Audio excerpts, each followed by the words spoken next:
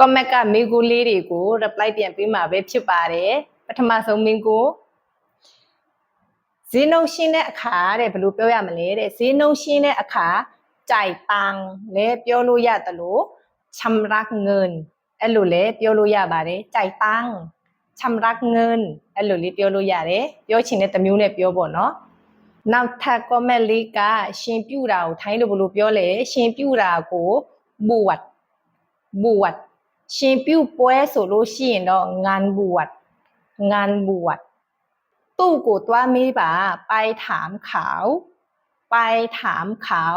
မောင်ဖြူကိုတွားမေးဆိုလို့ရှိရင်တော့ไปถามမောင်ဖြူမတော်တဆဖြစ်သွားတာကိုဘယ်လိုပြောမလဲတဲ့မတော်တဆဖြစ်သွားတာကိုมันเป็นอุบัติเหตุ